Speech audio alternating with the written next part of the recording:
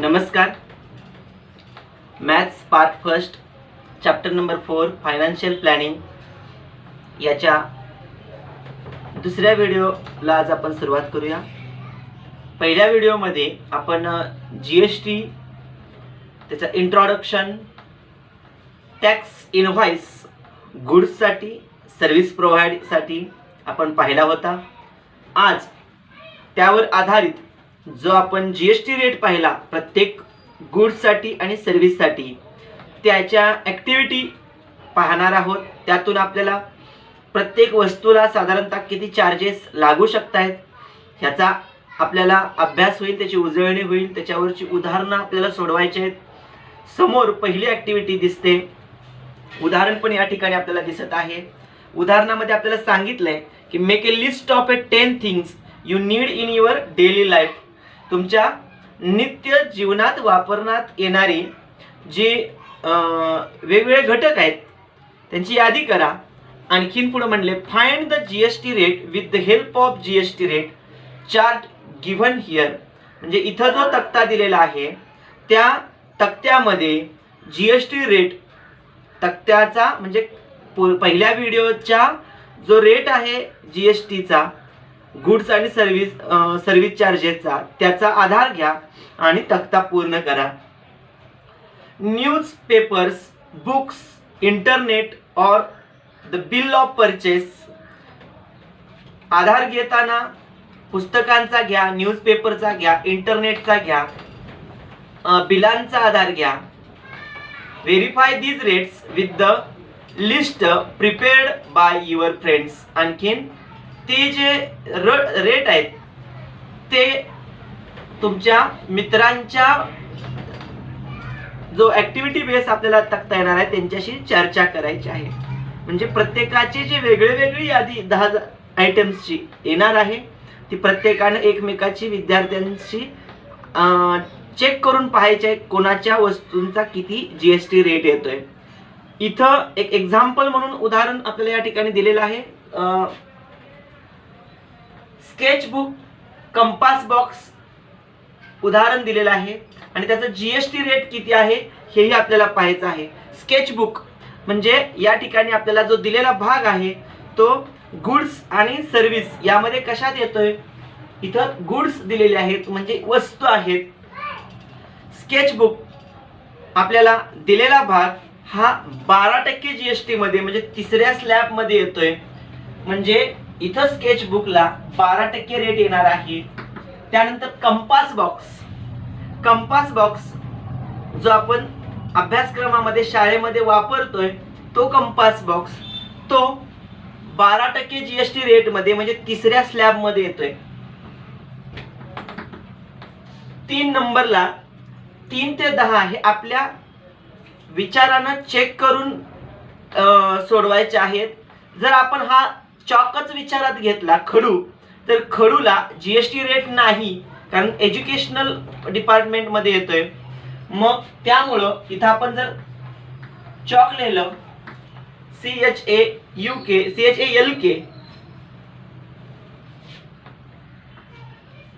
0% GST rate आहे. चौथा part आपल्या घरात दैनंदिन वापरात येणारं कॅलेंडर, त्या कॅलेंडरचा जर विचारात घेतलं तर कॅलेंडर हे 12% GST रेट मध्ये येते.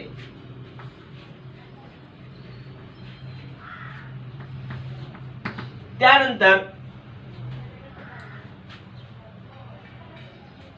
पावसाळ्याचे दिवस आहेत, सध्या छत्रीची गरज पडणार आहे. छत्री जेव्हा आपण विकत आणतोय तेव्हा त्याच्यावरचा GST रेट बघितला तो चेक करूया. DAR कॅलेंडर, अम्ब्रेला,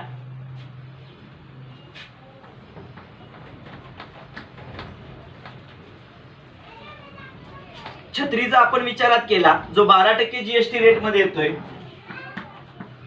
त्यानंतर आपण स्केच बॉक्स बघितला, कंपास बॉक्स बघितला, चॉक पाहिला, कॅलेंडर पाहिलं. त्यानंतर साधारण कॅन्डल आपण म्हणतो मेणबत्ती, त्याचा विचार घेऊया. मेणबत्तीचा जो भाग येतोय तो किती टक्के GST रेट मध्ये येतोय.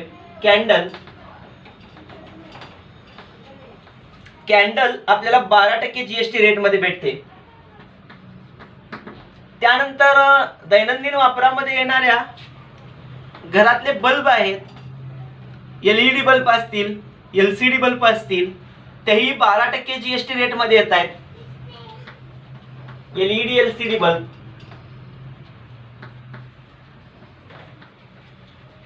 12% जीएसटी रेट आहे. यानंतर कोणत्याही इतर वस्तू आपण चेक करूया. जसे की तुम्ही दिलेल्या गुड्स अँड सर्व्हिस मध्ये लक्झरी आयटम्स एखादा घेतला की ज्यामध्ये मोटरसायकल आपण विचारात घेऊ.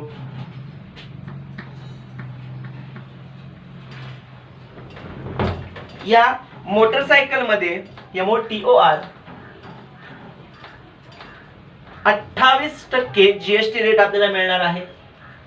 कारण हे हायली रेटेड जीएसटी रेट येतोय. त्यानंतर मोटरसायकल आपण नेहमी वापरते, जे आपण पेस्ट वापरतोय वेगवेगळ्या कंपन्यांच्या, त्या पेस्टला जीएसटी आपल्याला भेटते 18%. 18% मध्ये तो भाग येतोय. टूथपेस्ट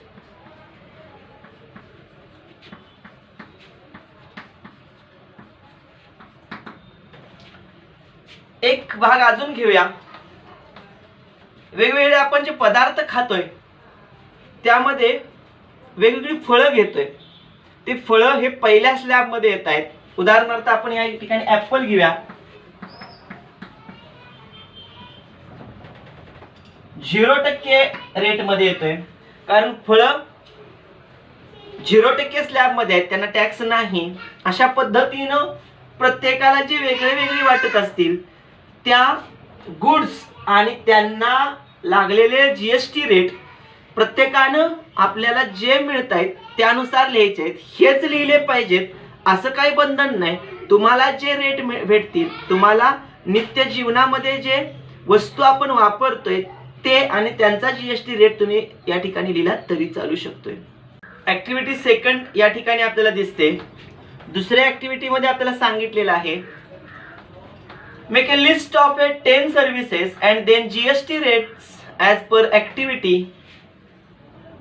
10 सेवांची यादी करा, त्यांचा जीएसटी रेट आपल्याला या ठिकाणी त्या ऍक्टिव्हिटी मध्ये भरा.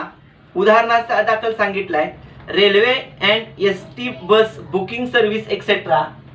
या ठिकाणी रेल्वे बुकिंग असेल, एसटी बुकिंग असेल, हे आहे. त्यानंतर दुसरा पार्ट दिलाय तो कुरिअर सर्व्हिसचा आहे. तो you can also collect service bills and complete the given information. म्हणजे या ठिकाणी जो आपल्याला पार्ट दिसतोय जो सेवेचा, तो बिल गोळा करायचे आहेत वेगळी वेगळी, आणि त्याच्यावर जो रेट येतोय, ज्या वस्तू सेवेसाठी वापरल्या त्या सेवांची नावं आणि त्यांचा जीएसटी आपल्याला साधारणतः 10 सेवा या ऍक्टिव्हिटी सेकंड मध्ये कंप्लीट करायच्या आहेत. चेक करत जाऊ. पहिला भाग जो आपल्याला रेल्वे बुकिंगचा दिलेला आहे, त्यामध्ये जर आपण वस्तू आणि सेवांच्या करांच्या यादीमध्ये पाहिलं तर पहिल्या स्लॅब मध्ये तो येतोय, म्हणजे याला 0% रेट येतोय. यानंतर सेकंड पार्ट जेव्हा आपण घेतोय तो कुरिअर सर्व्हिसचा. कुरिअर सर्व्हिस मध्ये 18% जीएसटी अलाउड केलेला आहे. म्हणजे या ठिकाणी हा 18% जीएसटी मध्ये येतोय, म्हणजे 0, 5, त्यानंतर 12 आणि 18 चौथा स्लॅब येतोय.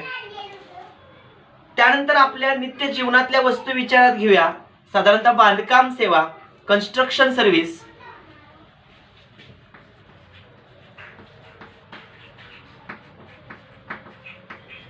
कन्स्ट्रक्शन सर्व्हिस मध्ये जर आपण विचारात घेतलं तर त्या कन्स्ट्रक्शन सर्व्हिस मध्ये आपल्याला 12% जीएसटी भरावा लागतोय. नंतर इतर सेवांमध्ये आपण एंटरटेनमेंट मध्ये जर विचारात घेतला तर फिल्म आहे, आपण पाहायला जातोय, वेगवेगळ्या सर्कस शो बघायला जातोय. यामध्ये एंटरटेनमेंटला 18% जीएसटी अलाउड केलाय. या ठिकाणी आपण सर्कस घेऊया. 18% जीएसटी अलाउड केलेला आहे. दळणवळणाची जी सेवा आहे, या दळणवळणाची सेवा देवाणघेवाण करण्यासाठी 5% जीएसटी घेतलेला आहे. Transport service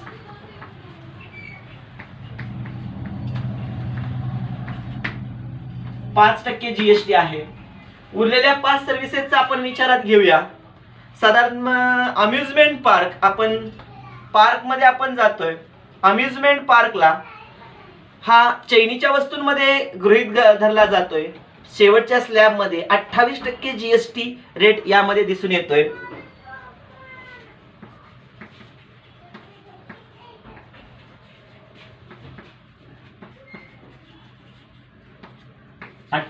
GST rate. यानंतर 7वा स्लॅब आपण विचारात घेऊया. जसं की क्रिकेट पाहायला बरेच लोक जात आहेत. छोटे छोटे पार्ट झाले त्यामध्ये. इंडियन प्रीमियर लीग आपण त्याला IPL म्हणतो. त्या तिकीट काढलं, तिथे एंट्री केली, त्याची एंट्री त्या खेळाची जर आपण विचारात घेतली तर ते सुद्धा एक हायली रेटेड मध्ये लास्ट स्लॅब मध्ये भेटणारा भाग आहे. त्याला 28% जीएसटी लागतोय. एंट्री ऑफ IPL गेम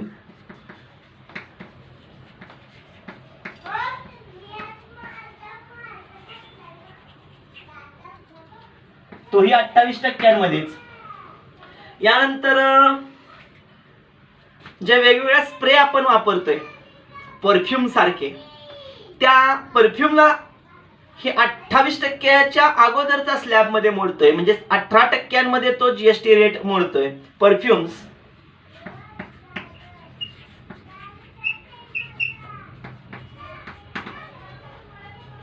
दोन बाबीचा विचारात आपण केला तर साधारणतः ज्याला आपण सहकार क्षेत्रामध्ये अकाउंटिंगचा जो पार्ट दिसून येतोय, तो अकाउंटिंगच्या सेवेसाठी आपल्याला 18% जीएसटी रेट अलाउड केलेला आहे. अकाउंटिंग सर्व्हिस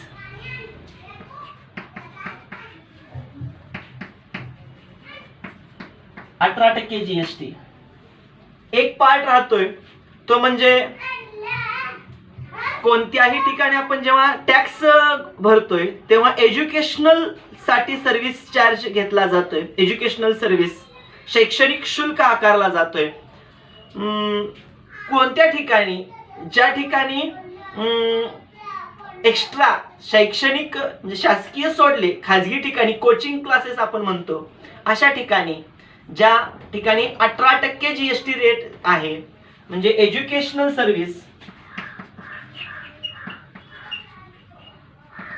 ज्या ठिकाणी कोचिंग क्लास आहे, शिकवणे आपण म्हणतो,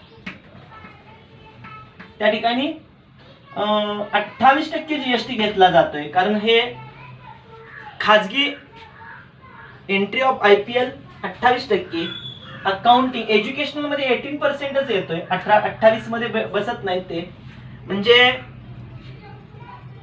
18%, 12%, 5%, 0%, 28% असे वेगळे वेगळे जे स्लॅब आहेत, आपल्याला ज्या सर्व्हिस परचेसेस मिळणार आहेत त्याचा उपयोग करून आपण या ठिकाणी ऍक्टिव्हिटी कंप्लीट करायची आहे. आपल्याला गुड्स आणि सर्व्हिसचे जे टॅक्सेस रेट आहेत त्याची उजळणी व्हावी, ते लक्षात राहावेत, हाच या ऍक्टिव्हिटी मागचा उद्देश आहे. ऍक्टिव्हिटी क्रमांक 3 तुम्हाला बोर्डवरती दिसत आहे. प्रश्न सांगितला आहे की कंप्लीट द गिवन टेबल, समोरचा तक्ता पूर्ण करा, by writing remaining SASC and HSN codes with rates and add some more items in the list.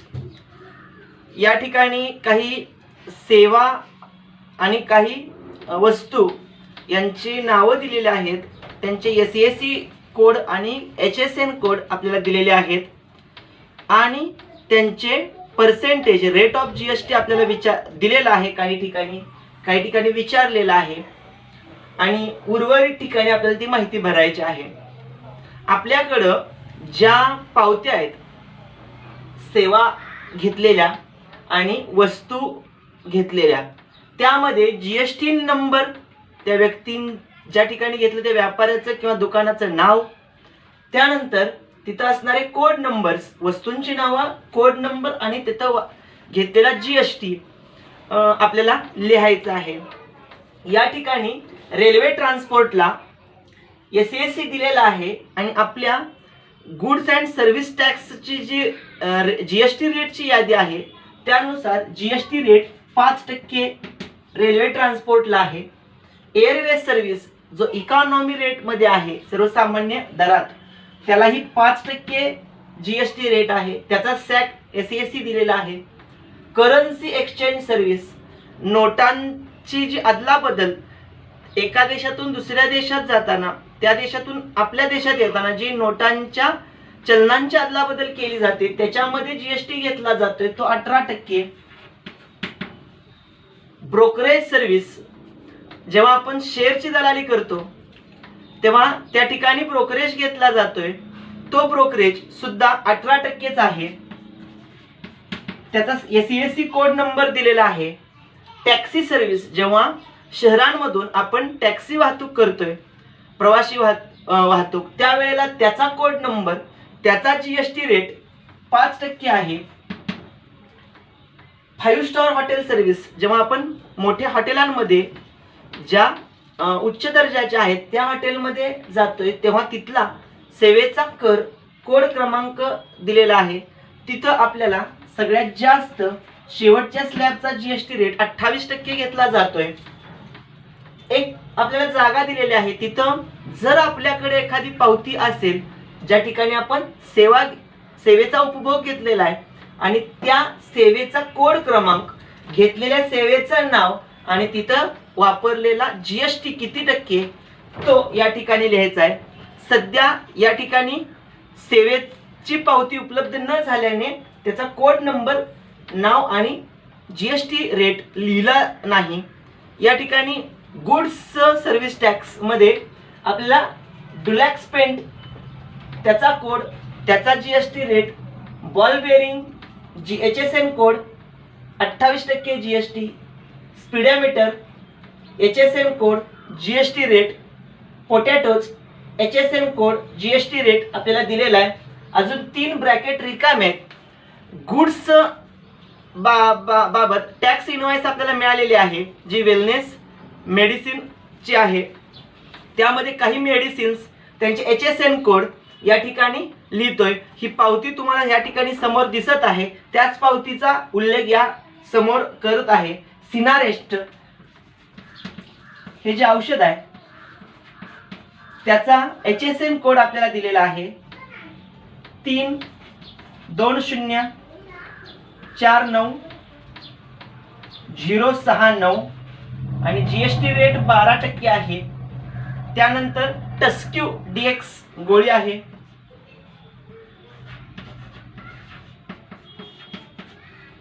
त्याचा कोड दिलेला आहे 344-060 GST रेट 12% आहे. आणि त्यानंतर लॅनॉक्झिन नावाची गोळी आहे त्याचा कोड आहे 349-099. सर्व मेडिसिन्स 12% GST रेट मध्ये या ठिकाणचे आहेत. म्हणजे गुड्स जेवढ्या उपलब्ध झाल्या त्याच्या स्लिप्स नुसार आपण या ठिकाणी टॅक्स इनवॉइस मधून माहिती लिहिली. इथे एक बाब राहिलेली आहे सर्व्हिसची ती तुम्ही तुमच्या ठिकाणी ज्या ठिकाणी सेवा घेतली असेल तर तिथे नोंद करा. या पद्धतीनं ज्या आपण सेवा घेतलेल्या आहेत त्या सेवेचा कोड त्याचा GST ज्या वस्तू खरेदी केलेल्या आहेत त्या वस्तूंचा कोड आणि GST या पद्धतीनं आपल्याला ऍक्टिव्हिटी 3 कंप्लीट करायची होती. आपण ती केली.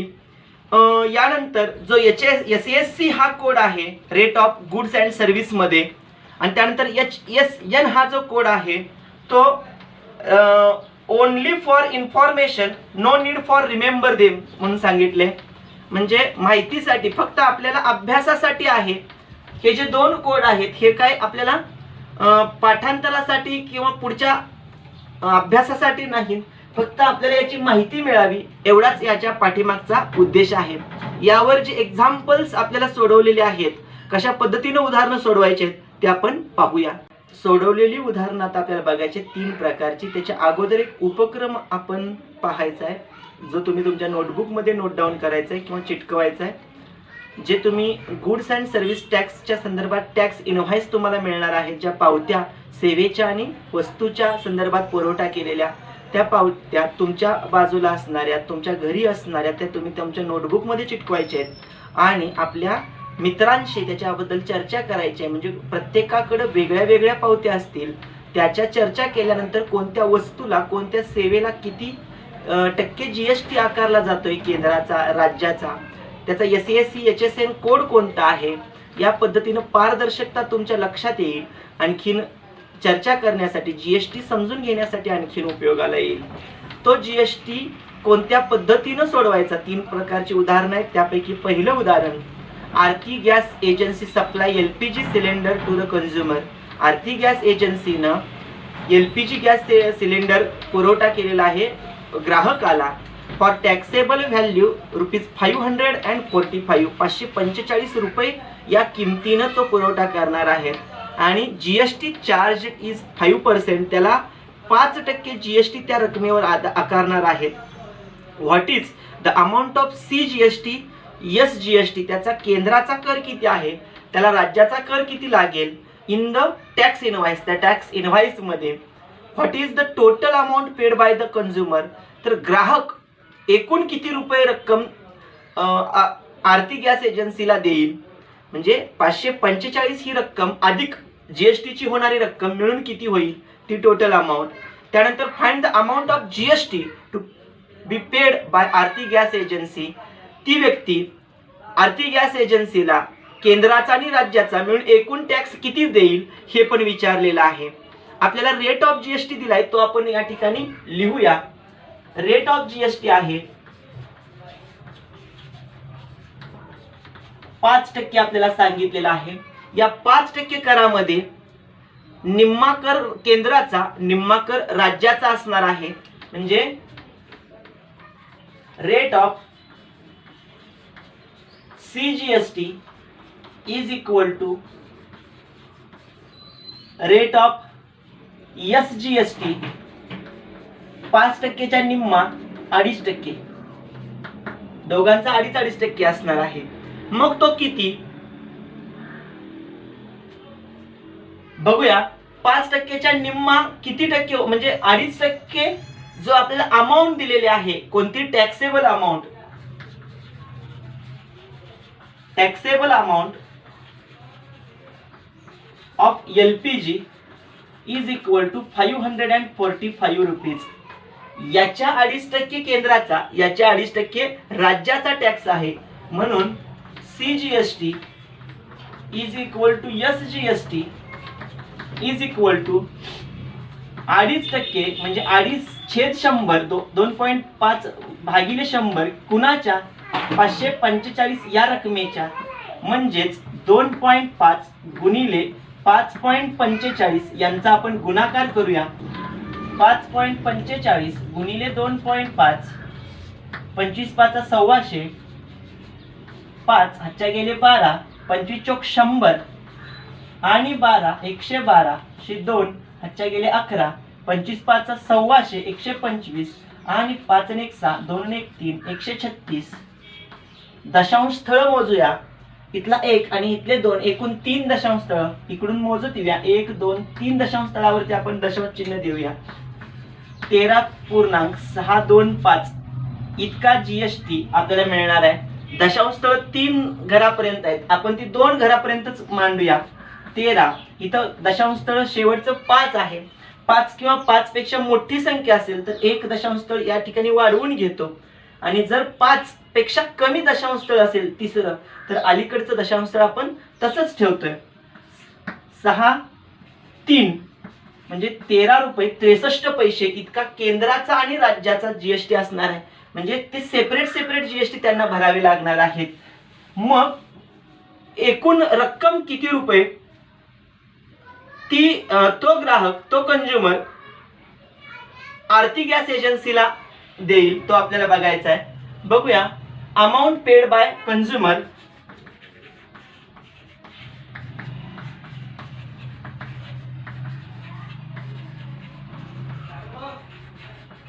ग्राहकानं दिलेला भरलेला एकूण भरणा किंवा पैसे यामध्ये टॅक्सेबल अमाऊंट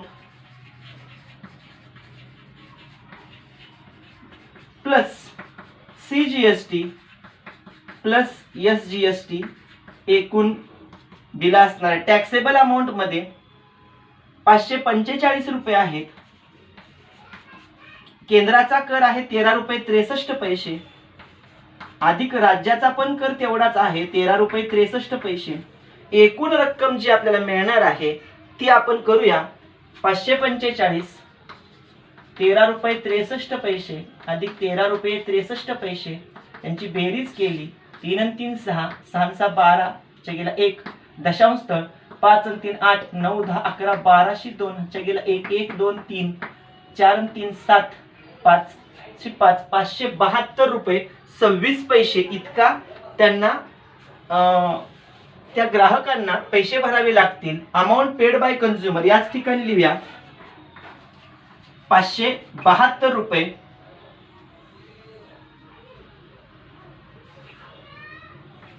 26 पैसे या पद्धतीनं ते टॅक्स भरतील.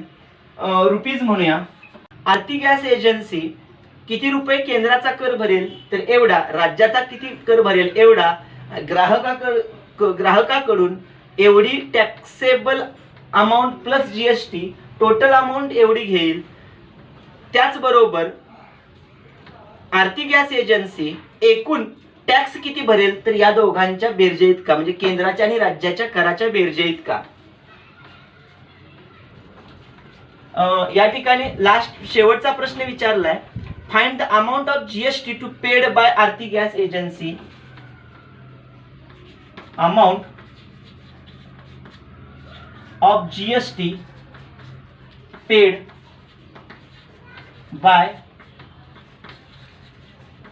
आर्थिक gas agency is equal to CGST plus SGST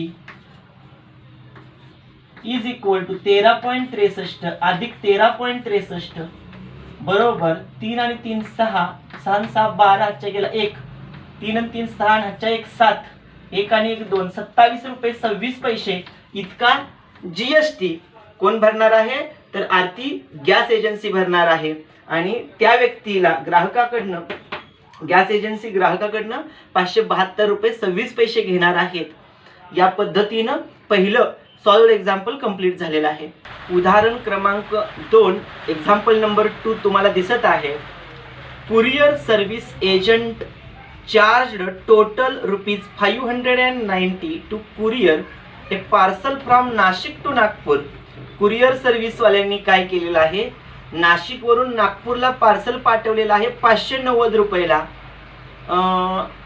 total amount त्यांनी घेतलेली आहे 590 रुपये. In the tax invoice taxable value, त्या टॅक्स इनव्हॉइस मध्ये पावतीमध्ये 500 रुपये ही करपात्र रक्कम आहे. On which CGST is rupees 45 SGST is rupees 45. त्यामध्ये केंद्राचा 45 रुपये राज्याचा 45 रुपये असा एकूण 90 रुपये टॅक्स घेतलेला आहे. Find the rate of GST charged for this service. या कुरिअर सर्व्हिस साठी एकूण किती GST आकारला आहे हे आपल्याला या ठिकाणी विचारलंय. केंद्राचा किंवा राज्याचा स्वतंत्र कर विचारला नाही तर एकूण GST किती विचारलेला आहे तो विचारलाय. म्हणजे 45 आणि 45 एकूण जी 90 रुपये रक्कम टॅक्स म्हणून घेतलेली आहे ती कोणत्या रकमेवर घेतलेली आहे तर 500 रुपये या करपात्र रकमेवर घेतलेली आहे. मग 90 आणि 500 यांचा जेव्हा आपण गुणोत्तर काढू म्हणजे 90 भागिले 500 करू आणि त्याची टक्केवारी काढण्यासाठी 100 न गुणू तेव्हा आपल्याला जो रेट मिळणार आहे तो रेट म्हणजे एकूण GST कुरिअर सर्व्हिस साठी असणार आहे. पाहूया टोटल GST. आपल्याला विचारलेली माहिती टोटल GST मध्ये येणार आहे SGST प्लस CGST. त्यामध्ये SGST 45 रुपये CGST 45 रुपये एकूण टोटल GST घेतलेला आहे 90 रुपये. त्यांची टोटल अमाऊंट आहे टोटल अमाऊंट घेतलेली आहे 590 रुपये. कुरिअरसाठी, त्यामध्ये त्या टॅक्स इनवॉइस मध्ये सांगितलेलं आहे टॅक्सेबल अमाऊंट आहे 500 रुपये. आणि जेव्हा आपण जीएसटी काढतोय तो नेहमी टॅक्सेबल अमाऊंट वरती असतो. म्हणजे जे आता आपण रेट ऑफ जीएसटी या ठिकाणी विचारलेला आहे, तो जीएसटी हा दिलेला टॅक्स ज्या टॅक्सेबल अमाऊंटला घेतलेला आहे गुणिले 100 असा आपण मिळवतो. 2 शून्य गेल्या, 5 एके 5, 5 एके 5, 5 आणि 4 9, 4 शून्य 40, 5 48, 18 18% हा जो रेट ऑफ जीएसटी असणार आहे. या 18% जीएसटी वरती कुरिअर सर्व्हिस चालणार आहे. म्हणजे कुरिअरची जी सर्व्हिस आहे त्याला 18% जीएसटी या ठिकाणी द्यावा लागणार आहे. हे दुसऱ्या एक्झाम्पल वरून लक्षात आलं. थर्ड एक्झाम्पल आपल्याला बोर्डवरती दिसत आहे. Shrikar bought a laptop with 10% discount on the printed price. Shrikar यांनी 10% डिस्काउंट वरती सूट घेऊन लॅपटॉप खरेदी केलेला आहे. The printed price of that laptop was ₹50,000. त्या लॅपटॉपची छापील किंमत आहे 50,000 रुपये.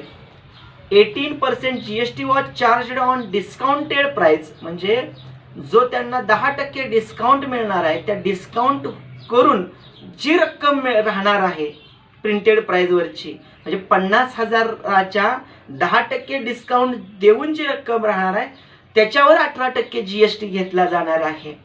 GST was charged on discounted price. Find the amount of C GST S GST. तर केंद्राचा आणि राज्याचा कर किती आहे तो काढा. What amount did Shrikar's pay. तर श्रीकर्स यांना किती रुपये रक्कम भरावी लागेल हे विचारलेलं आहे.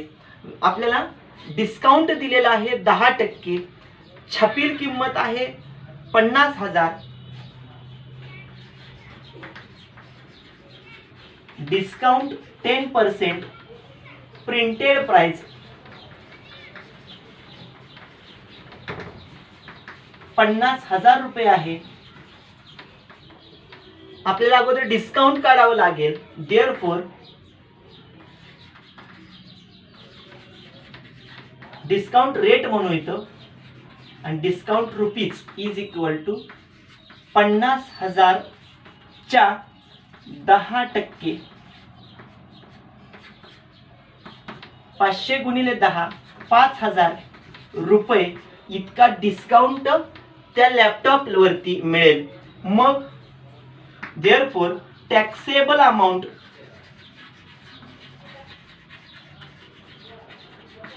ऑफ लॅपटॉपची सूट टॅक्सेबल अमाऊंट किती असणार आहे. तर printed price minus discount rupees.